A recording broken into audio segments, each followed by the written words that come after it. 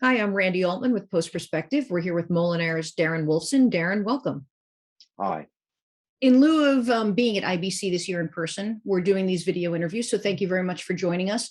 Really, we're just going to talk about your studio, some trends, and just any technology that you're interested in going forward. So why don't you first start off by telling us what Molinare does? So Molinare is a fairly large film and television post-production facility operating out of Soho in London. Let's talk a little bit about the elephant in the room, which is COVID, and how it has changed workflows. How has your studio pivoted to make it safe for people to work, but also get the work done? I mean, we were pretty fortunate in the UK, I think, in the sense that the government here gave film and television sort of dispensation, so our businesses could remain open throughout COVID. But we obviously had far fewer people inside the buildings. I mean, that being said, I was traveling into the office about 2 days a week from May 2020, and although we had very few clients in the building and we limited the number of staff we had there for obvious reasons, we remained open throughout. We were very strict though in terms of how many people we allowed in rooms. We used to measure well, we still do to some extent, even now, measure the air quality in the rooms, make sure we have lots of fresh air where possible. And then obviously we've introduced a huge number of sort of remote working techniques and hybrid working techniques.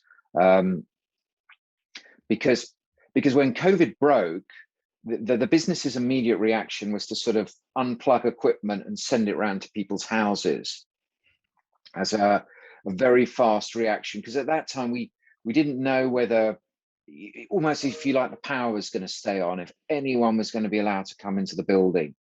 But obviously we soon learned that yes, we were going to be allowed to continue to operate, and as quickly as possible we got that equipment back into our offices and then just effectively remoted it out to the remote locations where either our staff or our clients were working.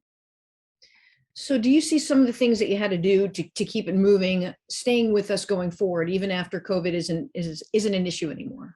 You know, some of the remote working tools are fantastic.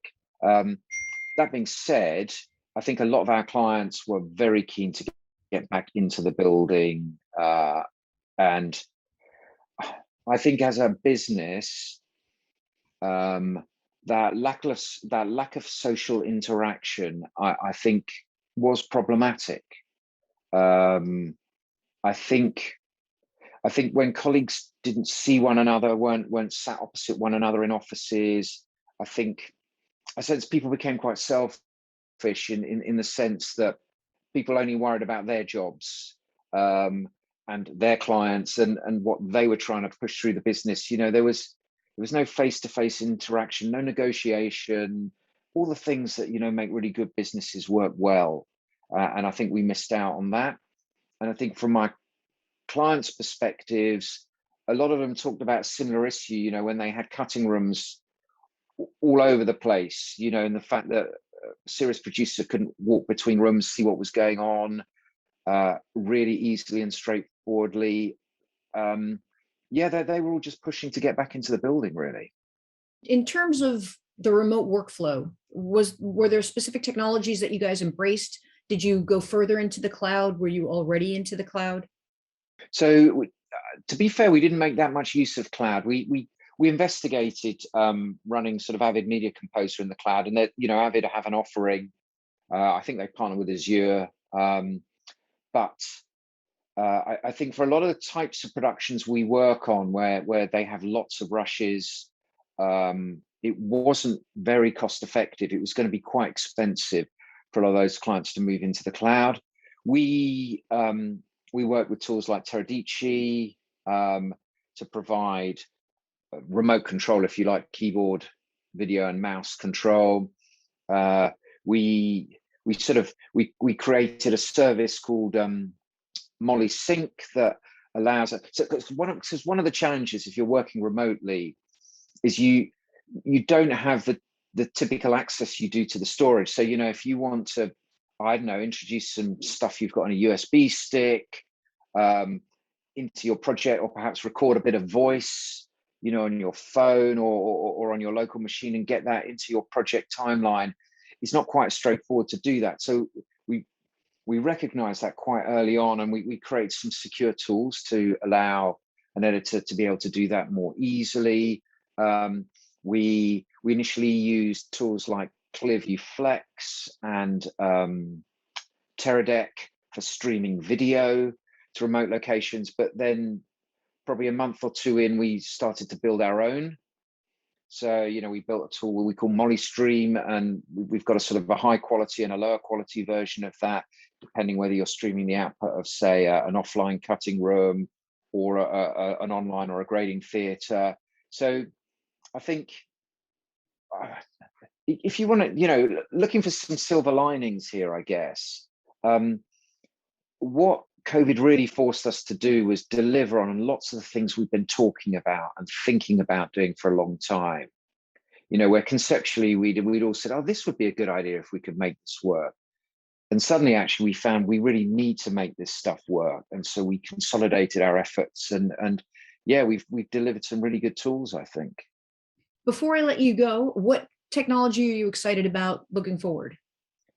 So Molinare's business, we're quite diverse in the type of work we deliver to. So we do sort of high-end drama and feature film, but we do quite a lot of factual and documentary work as well. And in fact, those genres sort of move through the facility differently. One's scripted and the other's unscripted, and that has an impact on how you post-produce them. And we are definitely looking at a number of sort of orchestration and automation tools to try and build efficiency into a lot of the processes. We deal with such enormous amounts of data now. A lot of our customers expect 16-bit 4K workflows. We've got HDR now, a huge raft of deliverables to produce for a lot of our customers. And I'm sort of, one of the things that I tend to look to do is try and identify tasks that humans are really good at and try and identify tasks that computers are really good at. And those sort of repetitive tasks, which we often in our businesses put low paid humans on, are much better dealt with by computers. And then we can then focus the much more creative tasks on the humans. And the computers make less mistakes and the humans are then much happier because they're doing the jobs they want to. So those are the tools I'm always on the lookout for.